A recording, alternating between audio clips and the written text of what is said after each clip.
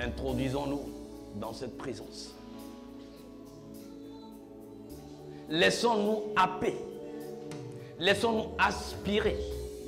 Laissons-nous attirer par cette gloire qui se révèle dans sa parole. La gloire de Dieu s'exprime dans sa parole éternelle. À lui, nous devons notre louange et notre adoration encore ce matin. Et nous lui souhaitons la bienvenue. Qu'il ait libre cours et qu'il nous enseigne. Au nom de Jésus-Christ. Amen. Asseyons-nous, s'il vous plaît.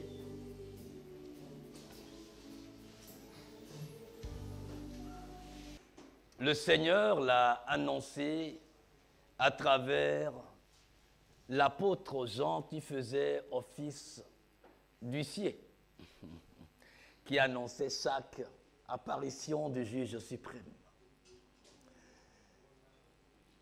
Parce que c'est le dernier avertissement, les dernières paroles du Seigneur à son Église. Et ceci étant, elles sont d'une importance capitale, pour ne pas dire vitale et éternelle pour chaque personne qui se réclame du Christ. Vous savez, les dernières paroles d'une personne sont plus importantes, surtout si la personne est en train de finir une mission. Les dernières paroles constituent le résumé, le concentré de la mission et résumé en des points saillants pour permettre à ceux qui veulent marcher sur ces pas ou sur ces traces de ne pas dévier ni à gauche ni à droite. Le livre de l'Apocalypse, si on prend 100 chrétiens, à peine 5, si je n'exagère, aiment ce livre. Il est compliqué. Il est truffé de beaucoup d'éléments qui ne sont pas faciles à cerner, je dirais pour le chrétien lambda. Car cela ne tienne. C'est la parole concentrée, c'est le résumé de la mission de Christ. C'est ce qui nous projette sur notre destinée finale. Si c'est pour cette terre et ce qu'elle peut nous offrir que nous avons de l'espérance, notre espérance, elle est minable. Elle n'est pas différente de celle des non-chrétiens. Car comme eux, nous mourrons tous et tout sera fini. Mais tout ne finit pas à la mort, tout de même. Donc à travers ce procès que le Seigneur fait à son Église, je dis, le Seigneur est merveilleux, mes frères et sœurs en Christ. Nous devons le remercier honnêtement, parce que durant son ministère terrestre, il a tout donné. Qu'est-ce qui reste qu'il n'a pas donné, qu'il n'a pas enseigné? Et qu'après sa résurrection et sa glorification, il nous envoie, là c'est depuis le trône céleste, où il est assis après avoir hérité du nom qui est au-dessus de tout nom, qu'il envoie ce courrier. Waouh! Je ne sais pas si vous comprenez ce que ça signifie pour le chrétien.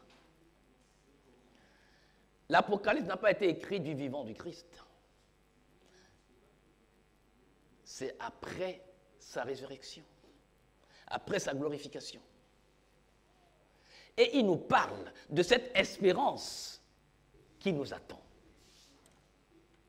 Mais pour cette espérance, il faut se préparer.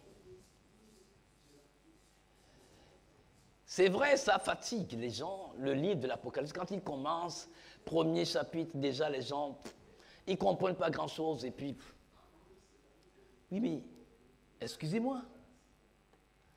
Croyez-vous que c'est facile d'entrer au ciel? Parce qu'on a confessé Jésus-Christ comme son Seigneur personnel et le sauveur de son âme, alors, carte blanche pour le ciel. Mes frères et sœurs en Christ, je suis désolé, ça ne se passe pas comme ça.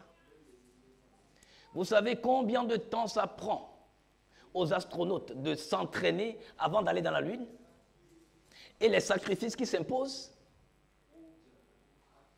Et vous et moi, nous voulons aller au ciel parce que Dieu est bon, c'est le bon Dieu.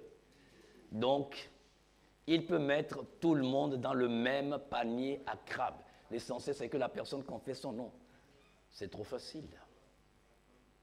Donc, à travers les 7 lettres apocalyptiques, il est en train de peindre l'image de son Église. Ce sont les 7 facettes de l'Église.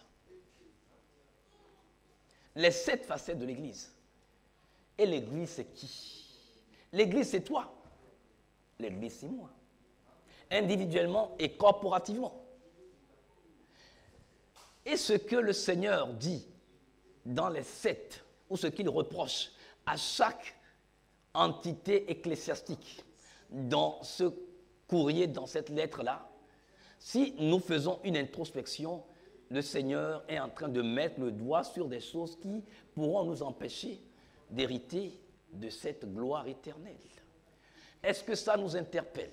Est-ce que depuis qu'il nous a mis à cœur de passer à travers les 7 lettres de l'Apocalypse, quelque chose a changé dans nos vies?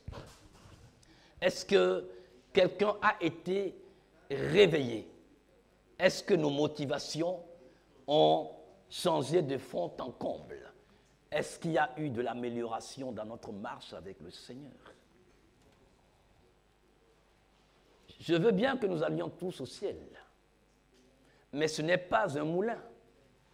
Le ciel, ce n'est pas le marché, le grand marché de Lomé ou de Ediranaoui. Le ciel n'est pas réservé à n'importe qui.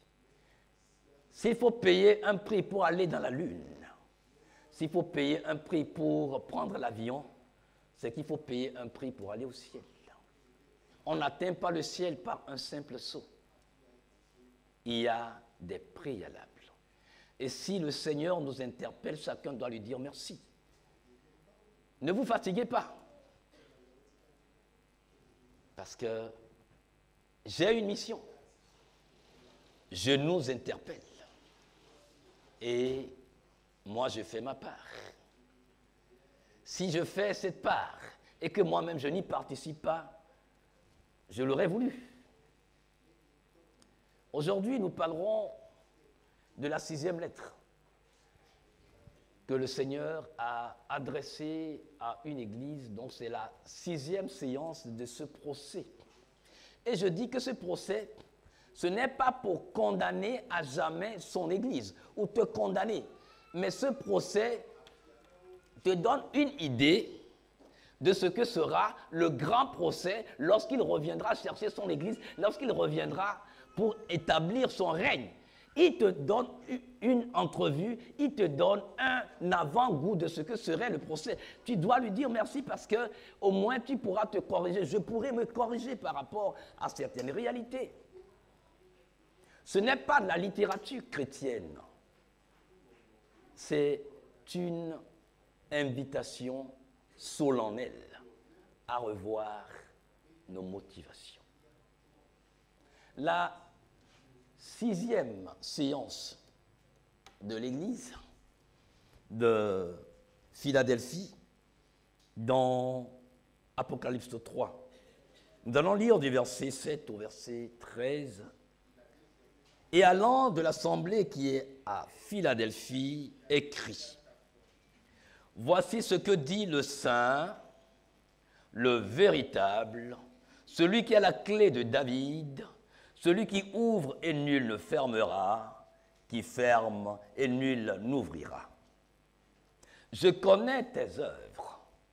Voici, j'ai mis devant toi une porte ouverte que personne ne peut fermer, car tu as peu de force et tu as gardé ma parole et tu n'as pas renié mon nom.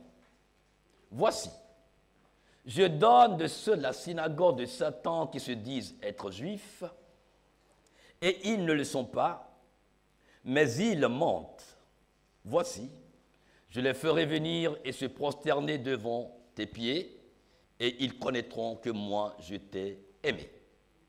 Parce que tu as gardé la parole de ma patience, moi aussi, je te garderai de l'heure de l'épreuve qui va venir sur la terre habitée tout entière pour éprouver ceux qui habitent sur la terre. Je viens bientôt. Tiens ferme ce que tu as, afin que personne ne prenne ta couronne. Celui qui vaincra, je le ferai une colonne dans le temple de mon Dieu, et il ne sortira plus jamais dehors.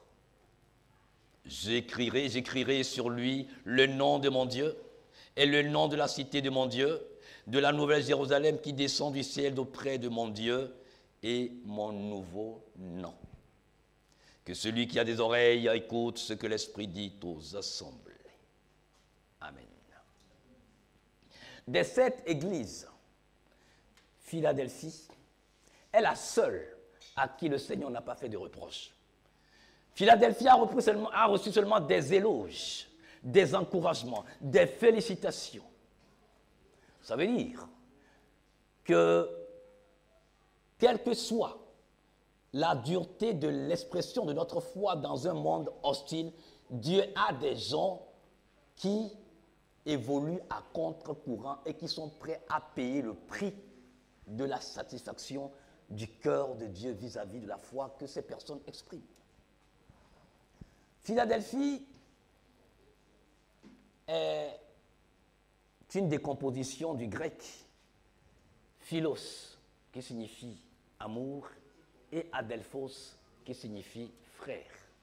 Donc, Philadelphie veut dire amour fraternel. Un amour qui unit autour d'un idéal, autour d'une personne, autour d'une doctrine, la doctrine intrinsèque de Dieu. Un amour dont les motivations sont mues par la seule personne de Dieu et de son attirance. Vous vous rappelez, les disciples ont posé une question au Seigneur Jésus-Christ. Afin de dire, est-ce que c'est une question ou plutôt ils ont fait une requête? Apprends-nous à prier comme Jean-Baptiste l'a appris à ses disciples. Dit, waouh, c'est une bonne initiative. C'est une requête à laquelle je ne peux pas dire non. Vous savez, nous faisons tout le temps des requêtes de prière. Mais est-ce que ces requêtes de prière, mes frères et sœurs en Christ, sont des requêtes recevables selon le standard divin? Mais cette requête a été reçue solennellement. Et le Seigneur dit, quand vous priez, dites, notre Père qui est aux cieux. Notre Père, pas mon Père. Nous sommes une famille. C'est ce que Philadelphie a compris. Entre frères d'un même Père, nés d'un même esprit, nous sommes amenés à embrasser la politique de notre royaume. La politique du royaume de Dieu, c'est la parole de Dieu.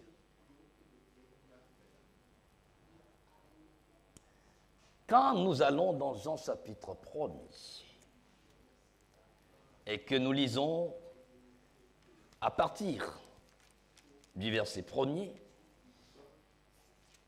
il nous est dit, au commencement était la parole était auprès de Dieu, et la parole était Dieu. Elle était au commencement auprès de Dieu, toutes choses furent faites par elle, et sans elle, rien, et sans elle, pas une seule chose ne fut faite de ce qui a été fait. En elle était la vie, et la vie était la lumière des hommes. Et la lumière, lui, dans les ténèbres ne l'ont pas reçue. Il eut un homme envoyé de Dieu, son nom était Jean. Celui-ci vint pour rendre témoignage de la lumière, afin que tous crussent par lui. Lui n'était pas la lumière, mais pour rendre témoignage de la lumière. La vraie lumière était celle qui, venant dans le monde, éclaire tout homme. Il était dans le monde, et le monde fut fait par lui, et le monde ne l'a pas connu. Il vint chez soi, et les siens ne l'ont pas reçu. Mais à tous ceux qui l'ont reçu, il leur a donné le droit d'être enfants de Dieu, savoir ceux qui croient en son nom, lesquels sont nés non pas de sang, ni de la volonté de la chair, ni de la volonté de l'homme, mais de Dieu. Dieu est amour.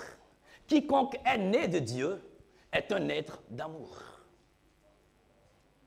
Nous allons chanter ensemble le cantique de l'amour. Ça se trouve dans 1 Corinthiens, chapitre 13.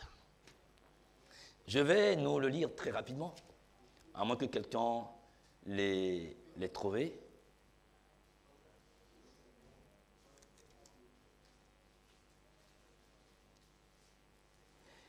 L'amour. Version parole vivante. Qui a la version parole vivante? Très rapidement, s'il vous plaît. Du verset 4 au verset 7. Le cantique de l'amour. Qui a la version parole vivante? Envoyez-moi ça très rapidement, s'il vous plaît.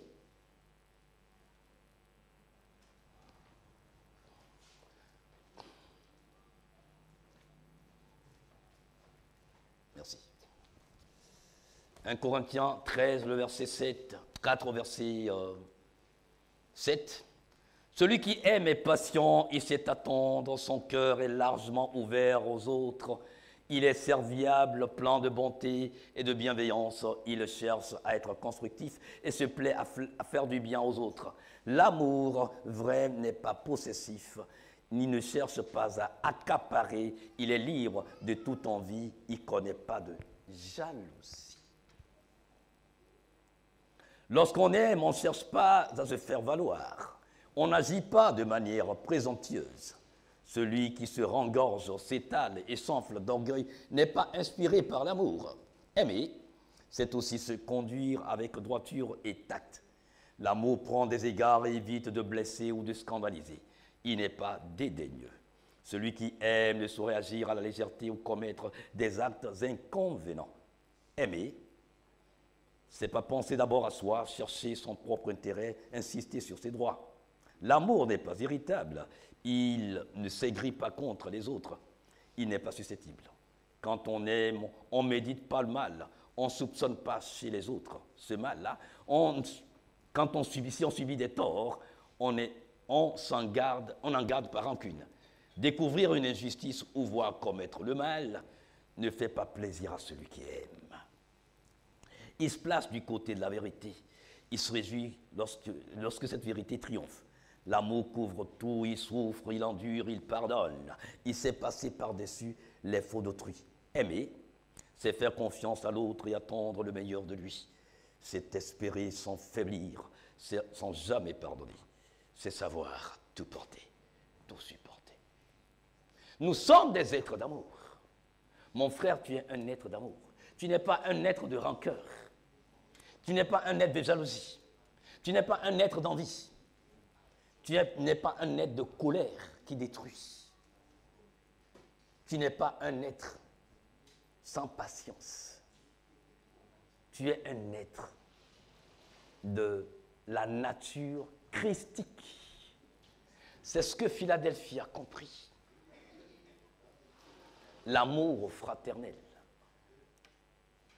agit avec tact. Mes frères, mes sœurs en Christ, est-ce que nous agissons avec tact, avec circonspection vis-à-vis les uns des autres? Est-ce que nous agissons de manière à blesser, à faire mal? Là où réside la haine, il n'y a pas d'amour, malheureusement. Le corps de Christ aujourd'hui est un laboratoire d'expérimentation par excellence de la haine, de la calomnie, de la jalousie, de l'envie, de la méchanceté, du mensonge et que sais-je encore, de l'hypocrisie surtout. L'amour a horreur de l'hypocrisie. Et quand nous allons dans Apocalypse 22, il dit dehors les hypocrites, les chiens, ceux qui vivent une vie débridée. Oh, vous savez, l'une des caractéristiques du chien, que le Seigneur appelle des êtres humains des chiens, lui qui a créé l'homme à son image, à sa ressemblance, appelle l'homme chien. Mais est-ce que quand nous lisons ces genres de passages, est-ce que ça nous réveille? Je sais que beaucoup ont lu ce passage, mais combien se sont posé la question pourquoi il a traité certains êtres humains et pas n'importe lesquels? Ceux qui se réclamaient de lui, qui les a traités chiens. Quel est cet enfant qui accepterait que son père le traite ou sa mère le traite, la traite de chien? Mais le Seigneur a appelé des chrétiens, ceux qui ont confessé son nom et qui après se sont retirés, comme le chien qui est parti encore manger ce qu'il a vomi. Oh oui, on était dans le monde, on faisait des choses qui ne plaisaient pas à Dieu. Et il a plu à Dieu de nous prendre de là et de nous emmener dans son admirable lumière. Mais le monde, avec ses attraits, l'impatience, a amené beaucoup à retourner à cette ancienne vie de laquelle Christ les a sortis par des souffrances atroces à la croix de Golgotha. C'est pour cela qu'il leur a dit, vous êtes des chiens. Comme il est écrit dans 1 Pierre 2,22. Le chien est retourné à ce qu'il a vomi. Et le cochon, à peine lavé, s'est encore vautré dans la boue. Où en es-tu aujourd'hui dans ta relation avec Dieu? Es-tu encore sérieux avec lui? Dieu peut-il compter encore sur toi, mon frère, ma soeur? C'est une question que tu dois toi-même trouver à répondre chaque jour. Où en es-tu? Le chemin du calvaire, je le disais ce matin à la classe des disciples, comme nous l'avons chanté, est un chemin solitaire. Nous n'avons pas été sauvés en groupe, nous n'avons pas été sauvés en grappe. Nous avons été sauvés individuellement et nous rendrons compte individuellement, chacun pour sa part. Ne regarde pas l'autre ce qu'il est en train de faire. Ne dis pas que c'est ce qui se fait maintenant, donc je peux le faire aussi, parce que ce pasteur le fait, parce que cet apôtre le fait, parce que cet homme de Dieu assez populaire le prêche et l'enseigne. Retourne à la parole.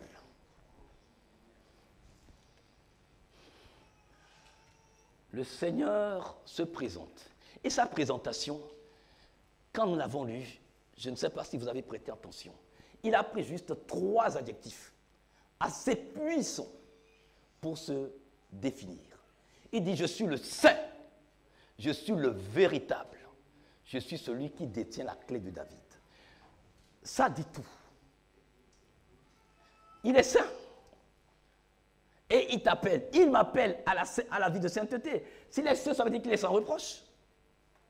Il est sans reproche dans sa personne. C'est-à-dire, en tant que Dieu, on ne peut rien le reprocher. Sa nature divine est impeccable. Il est sans reproche. En tant que Dieu incarné, qui a pris la chair humaine, 100% Dieu, 100% homme, impeccable. La preuve. Avant la fin de son ministère, il s'est retrouvé devant ces virulents détracteurs. Il leur a posé la question, qui d'entre vous me convaincra de péché? Qui d'entre vous pourra me reprocher quoi que ce soit par rapport à votre loi juive? Motus, bouche cousue pour tous. Donc dans sa personne, il est irréprochable. Suis-je irréprochable aussi?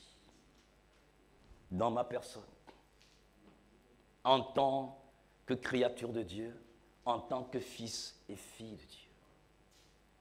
Dans sa personnalité, il est irréprochable.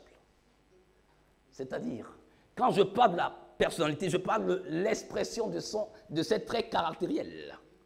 Dieu créateur, Dieu omnipotent, omniscient, immuable, Dieu amour, Dieu, c'est l'expression de son caractère. La personnalité renvoie à l'expressivité caractérielle d'un être humain. Et à travers ses œuvres sont parfaites. La preuve, tu es l'œuvre parfaite de Dieu, parce qu'après t'avoir créé dans Genèse chapitre 1er, le verset 31, il a dit, voici, c'était très Bon, qu'est-ce qui s'est passé entre-temps? Qu'est-ce qui s'est passé entre-temps, mon frère, ma soeur? Donc, il t'appelle, il m'appelle, il nous appelle. Et il nous dit, je suis en droit de te juger parce que dans ma personne et dans ma personnalité, je suis irréprochable. Et cette nature-là, je te l'ai communiquée. Le jour où tu m'as confessé comme ton Seigneur personnel et le sauveur de ton âme, je t'ai transféré toute ma nature christique. Il dit, je suis le véritable. Ça veut dire, je suis l'original. Oh, il peut y avoir des copies. On peut copier l'original. Oui, aujourd'hui, combien le nom de Jésus-Christ se vend aussi très bon. On le vend à tout bout de champ. Même ceux qui sont dans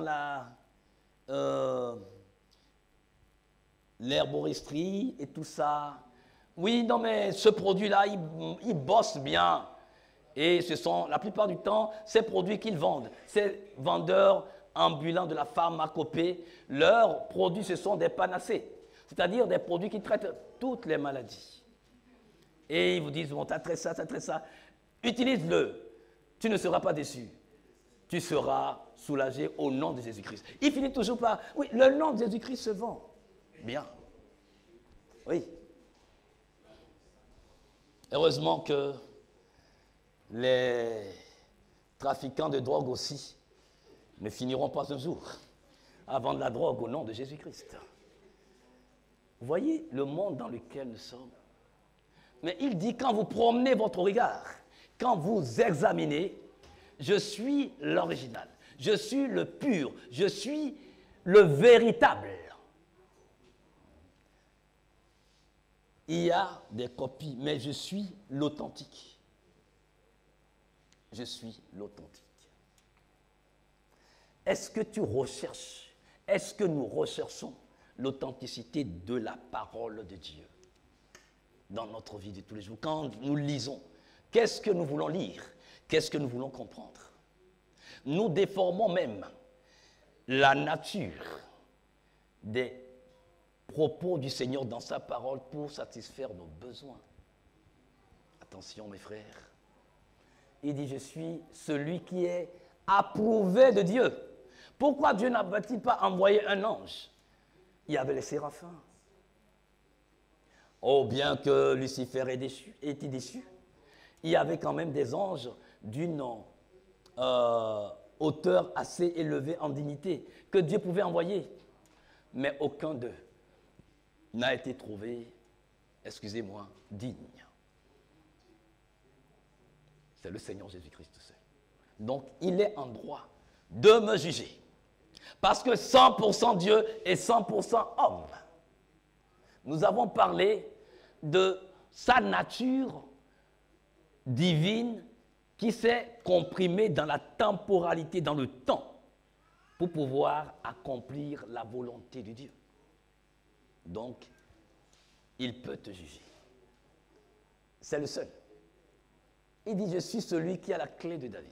La clé, c'est l'expression de la puissance, du règne, du pouvoir, de l'autorité, mais aussi de la solution. Et tu es la solution de quelqu'un. Tu es revêtu de la puissance, tu as la clé pour ouvrir les cœurs endurcis. Tu as la clé pour briser les chaînes qui retiennent certains prisonniers sur le plan spirituel. Prisonniers de la religion, prisonniers des coutumes, prisonniers des traditions, prisonniers de la drogue, prisonniers de l'alcool, prisonniers de la prostitution, prisonniers du mensonge, prisonniers des forces des ténèbres. Tu as la clé, tu as la solution. La clé, c'est l'expression de la solution, du pouvoir que Dieu t'a donné de pouvoir exercer avec puissance, avec gloire. C'est à travers ces trois expressions de sa personne telle définie qu'il te dit, je connais tes œuvres. Vous savez, quand on parle d'œuvres, les œuvres n'ont de valeur que lorsqu'elles sont vues à travers les yeux ou les projecteurs de Dieu. Tes œuvres confirment ta justification par la foi. Oui, nous sommes justifiés par la foi. Je suis tout à fait d'accord. Mais cette justification est incomplète. Jésus-Christ est venu en tant que juste de la part de Dieu. Mais ce sont ses œuvres qui l'ont justifié. Il avait foi en son Père, qu'il le ressusciterait au troisième jour. Mais s'il était venu et qu'il n'avait pas accompli l'œuvre, où serait sa justice aujourd'hui? Ta justification servirait à quoi aujourd'hui? Elle n'existerait même pas. Allons dans Jacques chapitre 2. Nous allons lire le verset 14 au verset 24. Épître de Jacques, chapitre 2, 14 à 24. Mes frères, quel profit a-t-il si quelqu'un dit qu'il a la foi et qu'il n'est pas d'œuvre? La foi peut-elle le sauver? Et si un frère ou une sœur sont nus et manquent de leur nourriture de tous les jours, et quelqu'un d'entre vous leur dise, allez en paix, chauffez-vous et rassasiez-vous, et que vous ne leur donniez pas les choses nécessaires pour le corps, la foi, si elle n'a pas, quel profit a-t-il? De même aussi la foi, si elle n'a pas d'œuvre, elle est morte par elle-même. Quelqu'un dira, t'as la foi, moi j'ai les œuvres. Montre-moi ta foi sans les œuvres, et moi par mes œuvres, je te montrerai ma foi. Vous voyez que les deux, pardon, les deux vont de pair. La foi et les œuvres de la foi. C'est la combinaison des deux qui rend ta foi parfaite, ta justice parfaite. Comment les gens sauront que tu es chrétien? Comment les gens connaîtront Dieu si tu vis ta foi dans ton coin et qu'on ne voie pas, tu n'en parles pas, tu ne rends pas témoignage? Comment est-ce que le monde sera gagné pour le Christ?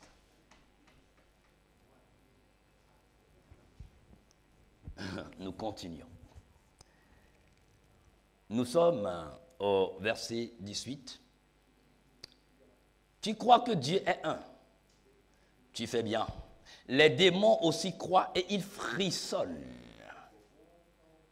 Mais veux-tu savoir, ô homme vain, homme sans intelligence, homme hypocrite, homme insensé, c'est ça, vain, je donne des synonymes du mot vain, que la foi sans les œuvres est morte? La foi sans les œuvres est morte. Tu es justifié par la foi, tu es justifié aussi par les œuvres. Les deux vont de pair. Ce n'est pas moi qui écris, c'est le frère du Seigneur Jésus-Christ. Ils sont les deux mêmes mères. C'est son frère utérin qui l'a dit. Jacques est le frère de même mère. Jacques est le fils de Marie, la mère de Jésus aussi, en tant que fils de l'homme. C'est son frère qui dit. Il dit, tu veux savoir, je reviens au vin, mais veux-tu savoir, ô homme vain, que la foi sans les œuvres est morte? Abraham, notre père, n'a-t-il pas été justifié par des œuvres ayant offert son fils Isaac sur l'autel? Vous avez lu ce passage de Genèse où Abraham a été justifié? Oui. Mais la preuve de sa justification, c'est que Dieu lui a demandé, donne-moi ton fils Isaac, ton fils unique, sacrifie-le-moi. C'est après ça que sa foi a été rendue parfaite et que Dieu lui a dit, maintenant je sais que tu m'aimes. Dieu ne savait pas avant qu'il aimait. Dieu est omniscient. Qu'est-ce que tu fais, qu'est-ce que je fais pour rendre ma foi parfaite? La plupart d'entre nous, notre foi est dormante. Dieu veut une foi active. Nous ne servons pas un Dieu de mort, nous servons un Dieu de vivant. Et l'écriture a été... Ah non, donc, tu vois que la foi agissait avec ses œuvres. Et par les œuvres, la foi fut rendue parfaite. Et l'écriture a été accomplie, qui dit, et Abraham crut à Dieu, et cela lui fut compté à justice. Et il a été appelé l'ami de Dieu. Vous voyez qu'un homme est justifié par les œuvres et non par la foi seulement. Les deux. C'est pas écrit, hein? Et par les œuvres seulement. Ok? Donc, mon frère, ma soeur, Dieu attend de toi que tu produises des œuvres de la foi. Ce sont les œuvres qui seront jugées le jour où le Christ reviendra chercher son Église. Ce sont nos œuvres. Tu es déjà né de nouveau. Tu as déjà confessé Jésus-Christ comme ton Seigneur personnel et le sauveur de ton âme, c'est bon.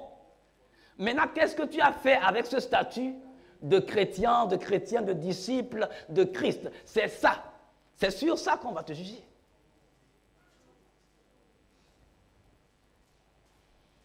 Ne produisez pas des œuvres, ne produisons pas des œuvres et attendons que le Seigneur vienne nous chercher. Qu'est-ce que tu as fait pour le mériter? Ton salut, tu n'as rien fait pour le mériter. Maintenant, tu es sauvé. Et on te donne une mission par rapport à ce salut. Et tu ne fais pas la mission. Et tu attends le maître. Tu n'es pas pire. Je ne suis pas pire que ce méchant esclave qui est parti enterrer le seul talent qu'on lui a donné. Qu'est-ce que le maître a dit? Méchant. Est-ce qu'un méchant peut hériter le royaume des cieux? Ne nous trompons pas. Il dit, connais tes œuvres. Il dit, voici, j'ai mis devant toi une porte ouverte que personne ne peut fermer. Car tu as peu de force. Et tu as gardé ma parole et tu n'as pas renié mon nom. Dans Matthieu 10, 32, 33, Hébreux 13, 15, il dit, si tu me confesses devant les hommes, moi aussi je te confesserai devant mon Père et ses anges. Mais si tu me renies, je te renierai. Mais est-ce qu'on va dire, mais le Seigneur qui est plein de bonté, comment est-ce qu'il peut parler comme ça? Mais c'est trop dur de sa part. Mais qu'est-ce que vous voulez? On ne peut pas forcer quelqu'un à m'aimer. L'amour ne se commande pas. Ça se donne. Et il dit à Philadelphie, j'ai vu tes œuvres, j'ai vu tes efforts, j'ai vu ce que tu as enduré. Et malgré tout ça, tu as été forcé à renier mon nom, mais tu as dit non, je préfère mourir que de renier le nom de Jésus-Christ. Combien aujourd'hui nous renions le nom du Seigneur Jésus-Christ pour de l'argent, pour des biens matériels, pour un poste, pour même un mariage, pour, je ne sais pas, un enfant qu'on recherche. Oui. Mon Zizia. C'est triste.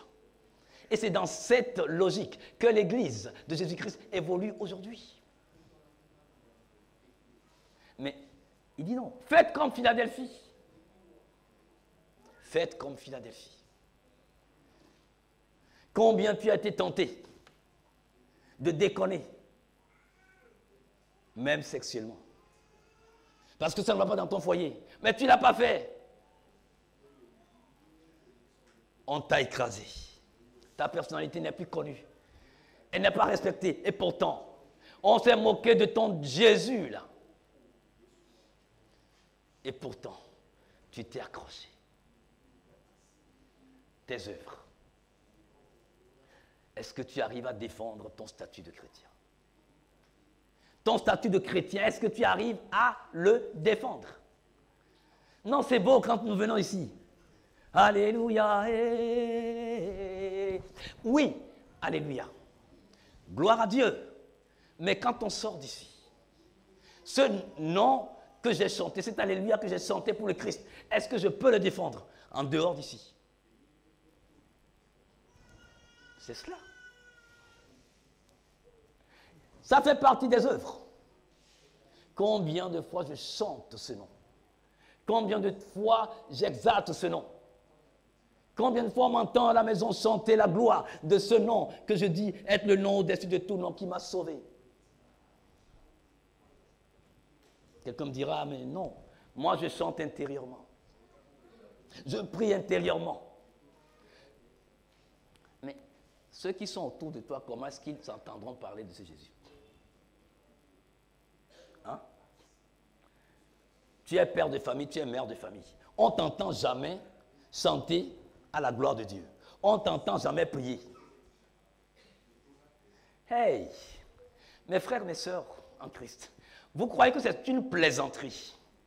Vous croyez que c'est une plaisanterie? Ce sont des petits trucs comme ça, vous dites, oh, c'est rien du tout. Ah, gloire fiagna. Vous arriverez avant de vous rendre compte que ce que vous banalisez ici tient compte pour le Seigneur. Le Seigneur dit que qu'il va te soumettre 16 opposants. Mon frère, ma soeur, tu n'as pas d'opposants. C'est Jésus-Christ qui a des opposants. Satan et le monde s'opposent à toi à cause de ton positionnement en Christ. Si tu sors de Christ, Satan te laisse tranquille. Mais tant que tu demeures dans le Christ, ceux qui t'envient, ceux qui parlent mal de toi, ceux qui te détestent, ils te détestent pour une seule raison. Tu es un adepte, tu es un adorateur de leur opposant. Jésus-Christ a des opposants.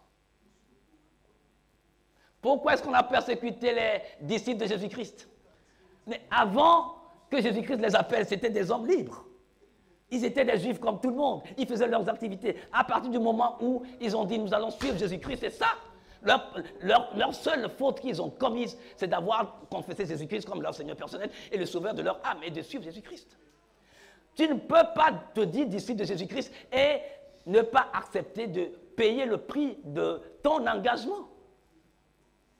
Ce n'est pas possible, mon frère. Qui vous a dit que la marche avec Christ est facile? Être disciple de Christ n'est pas chose facile. C'est pour cela que beaucoup l'ont suivi, mais certains se sont retirés. Au point où ils demandent aux 12 autres, mais vous aussi, mais qu'est-ce que vous attendez? Vous étiez nombreux avant à me suivre. Mais les autres sont partis parce qu'ils trouvaient mes paroles trop dures. Et vous? Mais inspiré par le Seigneur, le Saint-Esprit, je rends grâce à Dieu. L'apôtre Pierre dit, mais même si nous partons, on ira où? On ira où? La croix est devant nous et le monde est derrière nous. On ira où? On ne peut plus faire marche arrière. On ne peut qu'avancer. Même si la croix est dure à porter, nous devons aller devant. Il dit, voici, je donne de ceux de la synagogue de Satan qui se disent être juifs, et ils ne le sont pas, mais ils mentent. Voici, je les ferai venir et se prosterner devant tes pieds, et ils connaîtront que je t'ai aimé. Si, face à l'opposition, face à l'animosité des hommes, nous avons la maîtrise de l'arme la plus létale qui soit dans le monde spirituel, dans le monde physique. Le monde dont Satan a tellement peur, l'arme dont le prince de ce monde a tellement peur, l'amour. Nous pouvons amener toutes ces personnes à se prosterner devant le Seigneur. Nous ne pouvons pas utiliser l'arme de Satan. Tu es un être d'amour, Philadelphia, Philadelphos. Tu es un être d'amour né d'un Dieu amour, Jean 4, verset 8. Et c'est pour ça que la seule arme que Satan ne maîtrisera jamais, c'est l'amour. C'est pas cet amour que tu as été né en Dieu par Christ. Si tu réponds de la haine par la haine, tu seras écrasé, tu seras battu sur ce terrain-là. Parce que ça, c'est Satan. C'est son arme. Le mensonge, c'est son arme. La peur, c'est son arme.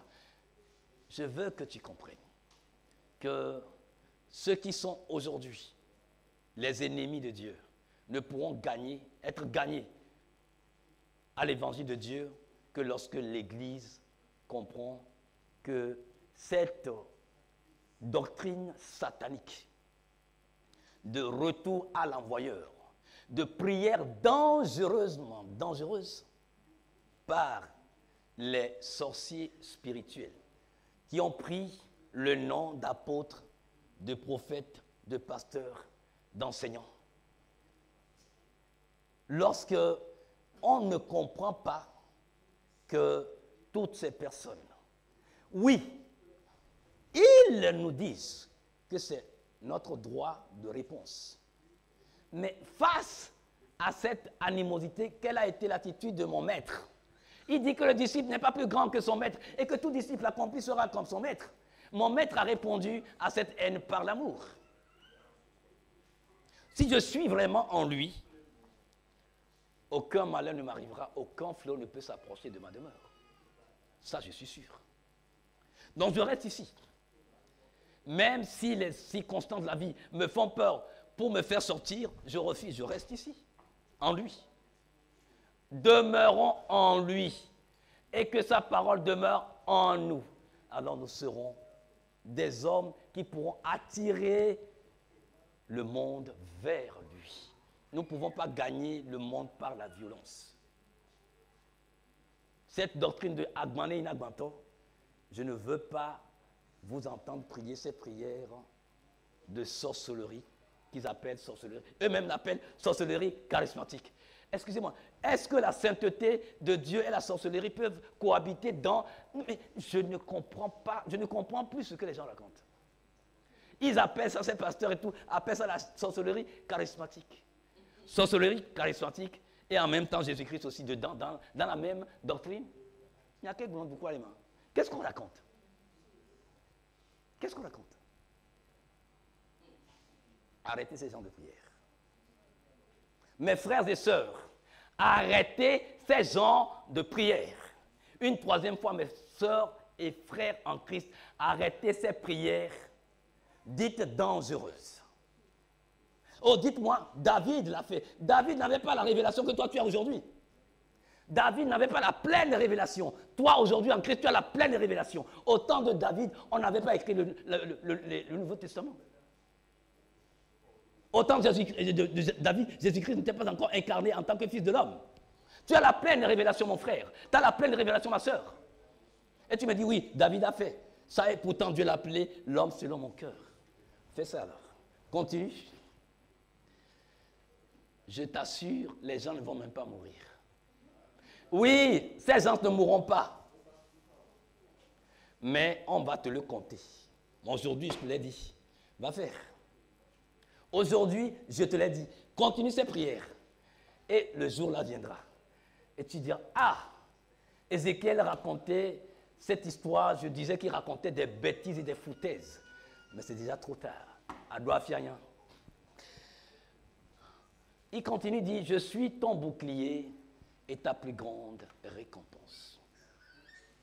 Donc, ici, il te dit, tu peux gagner le monde par amour, tu peux répondre à leur animosité, à leur opposition par amour, parce que quoi? Je suis, moi, ton défenseur. C'est moi qui suis ton protecteur. En moi, tu es protégé contre tout ce qui est du monde des ténèbres. Donc, tu n'as pas besoin d'être rancunier. Mon frère, ma soeur, je voudrais que tu puisses libérer toutes les personnes que tu as liées dans ton cœur. Tu souffres. Tu es malade. Est-ce que c'est la faute à Dieu? Dieu t'a donné de l'amour, l'amour guérit. Il a tant aimé le monde qu'il a donné son Fils. Mais tu refuses cet amour. Et tu dis que tu veux utiliser une âme que tu ne maîtrises pas. Si Lucifer aimait Dieu, pourquoi s'était-il rebellé contre lui? Lucifer n'aimait pas Dieu. Il cultivait son propre sang. Qu'il n'en soit pas ainsi pour toi et pour moi. Il dit, parce que tu as gardé la parole de ma patience, moi aussi je te garderai de l'heure de l'épreuve qui va venir sur la terre habitée tout entière pour éprouver ceux qui habitent la terre. Mon frère, ma soeur, nous disons que les temps sont durs, mais ils seront plus durs à partir d'aujourd'hui. Ça, c'est ça. Je crois que tu le comprends. Les choses ne vont pas s'améliorer. Les choses iront de mal en pis. Ça va s'aggraver. Mais il dit dans tout ça, je te garderai toi. Je prendrai soin de toi. Je pourvoirai à tes besoins, même si les situations sont difficiles. Qui est mes ventes, je prendrai soin de toi. Qui est chômage, je prendrai soin de toi. Que le pays soit lourdement endetté, je vais pourvoir tes besoins. Il dit, je te garderai. Pourquoi? Parce que tu as gardé la parole de ma persévérance. Tu as persévéré dans mes promesses. C'est cela, c'est-à-dire garder la parole de la persévérance. Tu as persévéré dans ma parole. Que signifie encore la parole de Dieu pour toi, les promesses de Dieu pour toi aujourd'hui? On en a marre. Prêchez-nous autre chose. Prêchez-nous l'évangile de la prospérité. Nous sommes des chrétiens depuis. On ne prospère pas, on n'a même pas d'argent. Excusez-moi. On ne vous force pas. Ici, au ministère sur le roc. On ne force personne à écouter ce message de la sainteté, de la vérité. Combien de fois Jésus-Christ a prêché l'évangile de la prospérité, l'évangile de l'argent? Tout son ministère, il a été soutenu par d'autres personnes. Est-ce que je dis que si tu travailles, Dieu ne te fera pas prospérer? Mais ne va pas chercher de la prospérité par tous les moyens. Je crois vous l'avoir raconté ici. Quand il y a un monsieur qui dit à une dame qui se plaignait que le marché est devenu morose, qu'elle ne vend pas, et que le monsieur lui a dit, mais apporte-moi juste une pintade. Une pintade, ça coûte combien? Au plus à 5 000, 7 000, on va acheter. Bon, ça ne tiendra même pas. Il lui a dit, si tu crois que je mens, apporte-moi cette pintade. Demain, ta boutique sera pleine et ne désemplira plus. Combien de chrétiens auraient trouvé cette occasion et ils n'iront pas dire, oh, ça c'est quoi? Juste une pintade. Oui, ta boutique ne va pas désemplir. Tu vas vendre, tu vas vendre, tu vas vendre. Mais c'est le cri de cette pintade-là qui va t'amener en enfer. Ouais. Il te dit, quels que soient les cas, même si ma promesse tarde à venir, crois au Père et crois en moi, parce que je suis la vérité. Il dit, je viens bientôt. Tiens ferme ce que tu as afin que personne ne pointe ta couronne. Ce que tu as aujourd'hui, c'est la foi en Christ. Il dit, tiens-la fermement. Tiens-la fermement. Tu entendras des choses. Tu entendras des témoignages. On dit, ah ben oui, mais oui, va chez tel homme de Dieu. Non, mais écoutez, si tu imposes les mains, s'il vous plaît. Oui, non, c'est un bon prédicateur. Vous allez, on me dit, ouais, fais ceci. Ouais, mais homme de Dieu, affaire de encens et de bougies. Il dit, non, mais vous ne comprenez même pas les Écritures. Vous n'avez pas été jusque dans la profondeur de la parole. Quelle profondeur?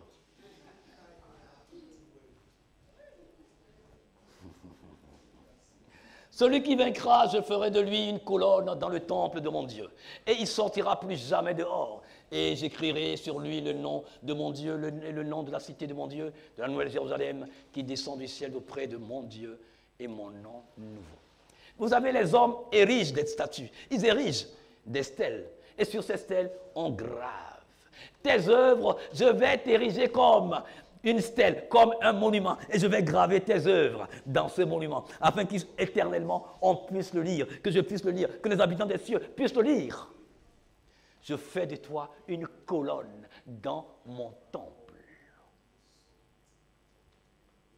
Mon frère, on ne peut pas rater des occasions comme ça.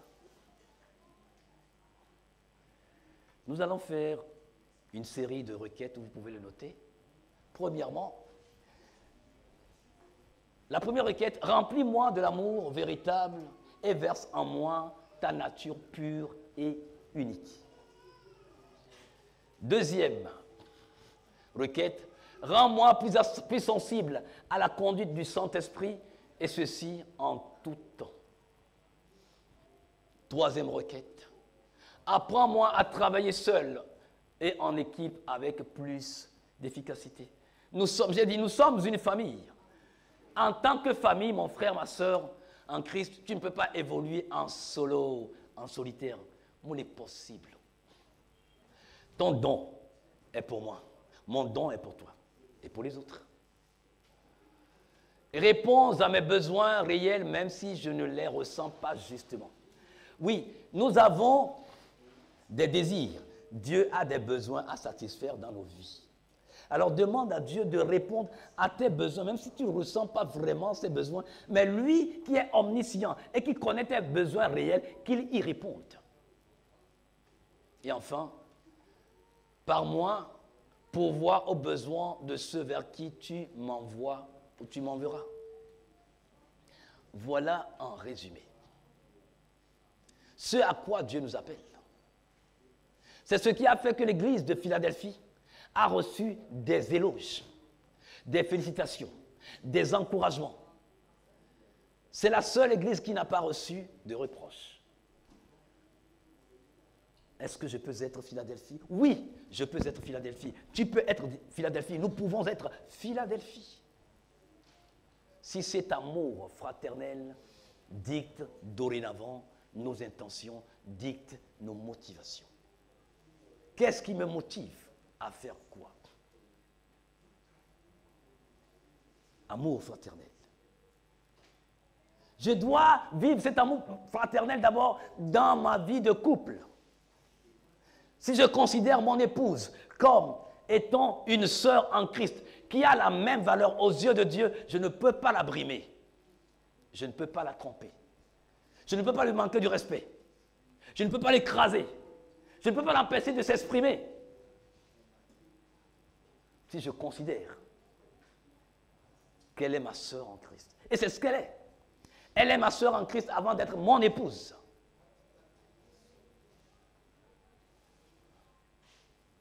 Mes frères et sœurs en Christ,